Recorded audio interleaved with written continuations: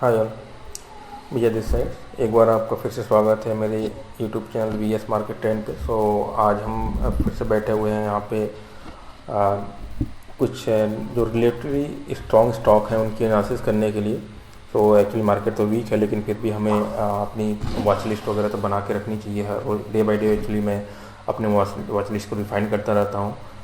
जिसमें से अगर मुझे कोई भी ट्रेड अच्छा लगता है तो मैं उसे लेता हूँ, अदरवाइज वॉच लिस्ट को फिर अगर कोई जो हमारा सेटअप है वो जो कि सेटअप इनवैलिड हो जाता है तो उसको हम रिमूव करते हैं। तो मेरा जो प्रोसेस है मैं उसके हिसाब से एक वॉच लिस्ट बना के रखता हूँ। तो मैं सोचा कि आज आपके साथ ये वॉच लिस्ट शेयर करते हैं जो स्टॉक कुछ मुझे आज अपने स्कैनर पे मिल के आए हैं।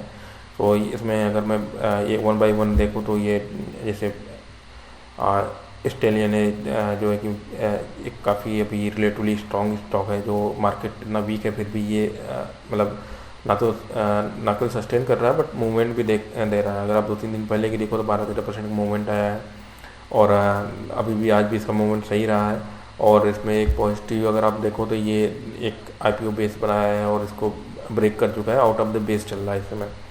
और ये मार्केट अगर ज़रा सा भी यहाँ पे करेक्ट कर रिवर्स करेगा तो ये स्टॉक जो होते हैं बहुत तेज़ी से मूव करेंगे। ऐसे स्टॉक को हमें हमेशा अपने वॉच में रखना चाहिए।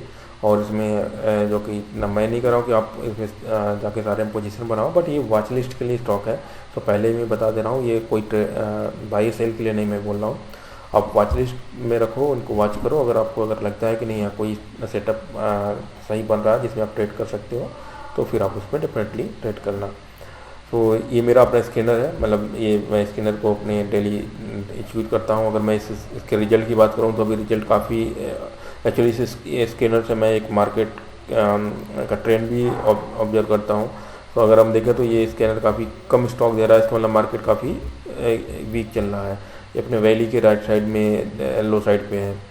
तो इसमें ये सारे स्टॉक आते हैं जहाँ से मैं जो कि फिर फिल्टर करता हूँ मैनुअली, और सारी जो मुझे सही लगते हैं उनको मैं मेरे पास एक्चुअली इस तरह से 1-2 स्कैनर है। इनको जैसे अभी ये मेरा स्कैनर है तो यहाँ पे मैं इसे और डीपली फिल्टर करता हूँ इसमें।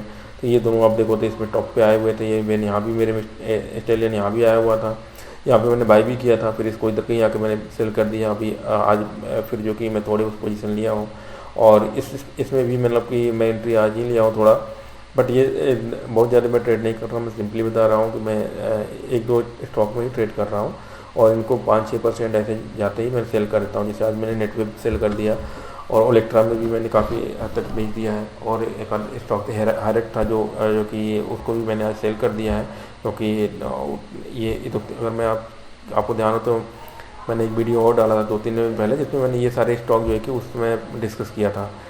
इन पे मैंने ऐसे हायरेक्ट में मेरा पोजीशन था, अभी भी काफ़ी अच्छा है सेटअप इसका, बट मार्केट कंडीशन सही नहीं है, इसकी वजह से मैं इससे अभी निकल गया। क्योंकि मुझे ऐसा लग रहा है कि थोड़ा सा जो कि यहाँ पहुँच करेगा और उसके बाद जो कि फिर से पेस बना के निकलेगा। तो मैं फिर से अगर करता है तो एंट्री इसमें ले सकता हूँ। LNT में मेरी थोड़ी सी पोजीशन है, बट जो कि बहुत स्लो मूवर है, लार्ज कैप है तो ऑब्वियसली स्लो मूव करेगा। विमटा को मैंने पहले ही सेल कर दिया था, ये कॉस्ट टू कॉस्ट सेल हुआ था। और जुआरी में लिया ही नहीं था, मतलब अभी मेरे हिसाब से काफ़ी मतलब बेस सही से बना नहीं है, इसलिए मैं इसमें एंट्री नहीं किया हूँ, मैं वेट कर रहा हूँ। तो ये मेरे पहले स्टॉक है जो मैंने डिस्कस किया था लास्ट वीडियो में, और उस वीडियो में मैं ये जो टॉप के स्टॉक हैं ये हमारे एक तरह से वॉच लिस्ट में है मेन। इनको मैं रेगुलर वॉच करूँगा जब तक मतलब कि ये इनमें या तो पोजीशन बनाऊँगा। मैंने इन दोनों में पोजीशन अभी बनाया है, बाकी और तो इसमें किसी में नहीं बनाया है। एक आधा और होंगे तो होंगे। अब बाकी ये सेटअप भी है जैसे इसका, तो ये भी आपका देखा जाए तो ये आईपीओ बेस बना के इसने यहाँ पे ब्रेक करने की कोशिश किया, फिर जो कि ब्रेक नहीं कर पाया। अब ये राइट साइड में थोड़ा सा और करेक्ट कर रहा है, यहाँ पे इसने ब्रेक किया है और उसके बाद जो है कि अब इस उतना ज़्यादा सस्टेन नहीं हो रहा क्योंकि मार्केट कंडीशन बहुत ज़्यादा सही नहीं है। तो ये भी एक अच्छा स्टॉक है जिसको आप ट्रैक कर सकते हो। और अरिहंत कैपिटल भी अच्छा है, मतलब रिजल्ट भी ठीक आया है। तो यहाँ भी एक जो कि अगर आप देखो इसका लॉन्ग टर्म पे भी तो अभी ये मतलब स्कोप है यहाँ पे। हालांकि यहाँ पे एक टॉप जो आएगा यहाँ पे पहुँच करेगा, तो ये जो कि एक लॉन्ग टर्म के बेस पे तो मतलब थोड़ा सा मतलब इतना सही सेटअप नहीं है, बट शॉर्ट टर्म पे लग रहा है अगर इसे पुश मिलता है तो ये एटलीस्ट 10-5% 10-15% तो आराम से इसमें बन सकता है।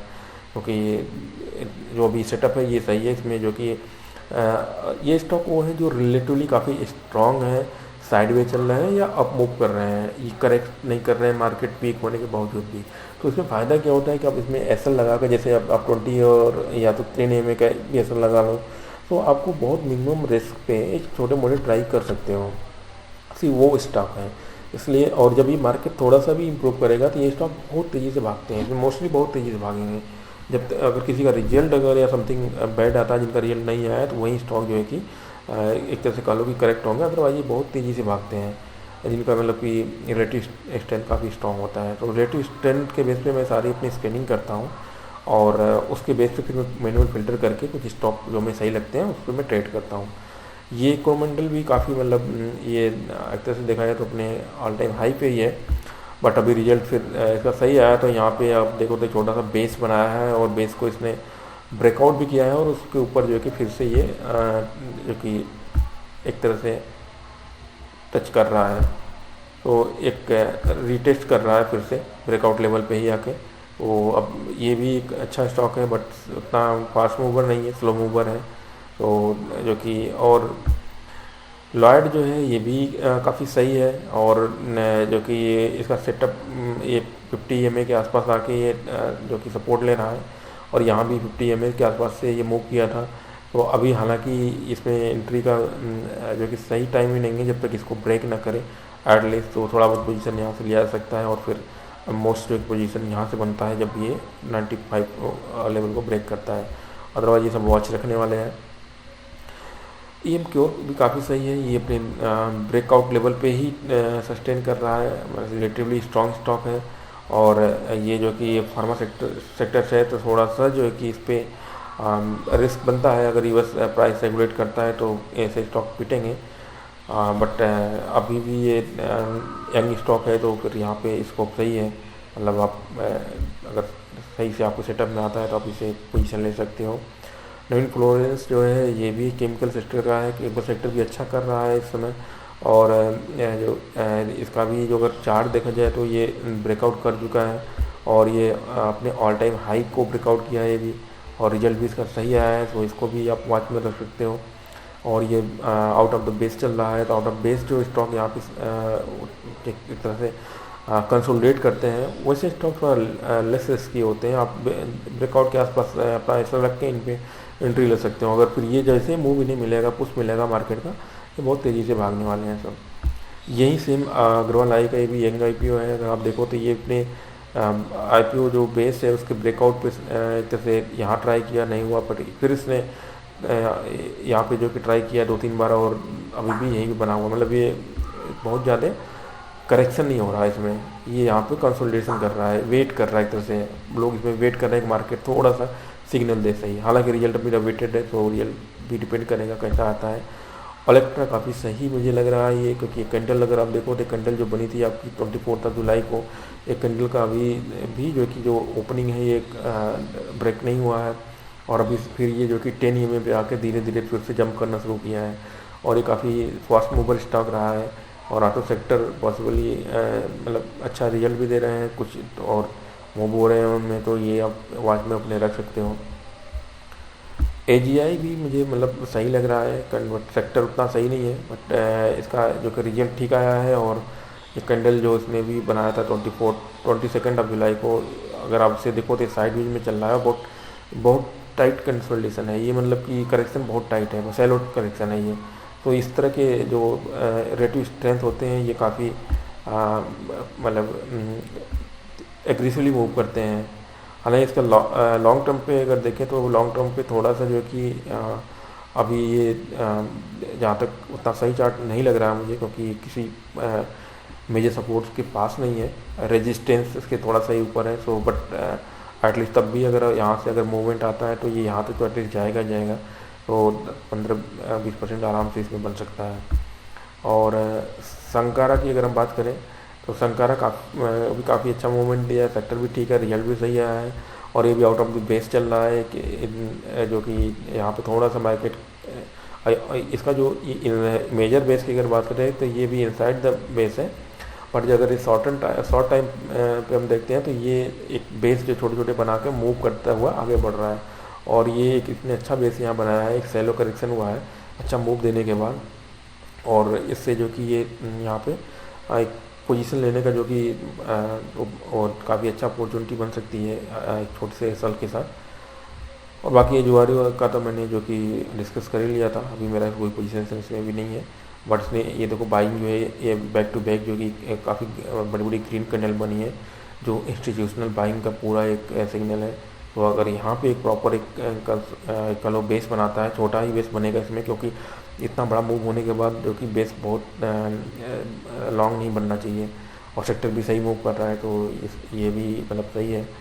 और बाकी ये सारे स्टॉक को आप वॉच कर सकते हो, कुछ स्टॉक और भी मेरे इसमें है वॉच लिस्ट में, बट ये इसका भी रिजल्ट अच्छा आया था सरदा एनर्जी का, और ये मेटल सेक्टर में है तो थोड़ा सा मतलब मेटल सेक्टर सही भी कर रहा है, और ब्रेकआउट के पास है, मतलब ब्रेकआउट ऑलमोस्ट अभी तो नहीं कर सकते हैं यहाँ पे। ये लॉन्गर टाइम फ्रेम पे अगर हम देखें तो ये थोड़ा सा मतलब कि अच्छा लग रहा है कि यहाँ पे मूव जो है कि पॉसिबल है। बट ये सारे स्टॉक तभी मूव करेंगे, मैं रिकमेंड तभी करूँगा इनमें एंट्री करने का, या तो आप स्मॉल पोजीशन अभी इसमें वो कर सकते हो, या आप मार्केट के एक सही फेज में आने का वेट करो। ऐसा नहीं कभी जाओ और इन सब में जो है कि आप एंट्री करना शुरू कर दो। एल का भी रिजल्ट जो है कि ठीक है, मतलब बहुत ज़्यादा ख़राब नहीं आया है, थोड़ा सा मतलब अर्निंग में सरप्राइज रहा है, बट बहुत माइनर सा रहा है। तो long term sorry large cap company है, तो उसके हिसाब से इतना जो कि चलता है। और इसका भी देखो करेक्शन काफ़ी हो चुका था, मतलब साइडवेज करेक्शन था, not price time wise correction है।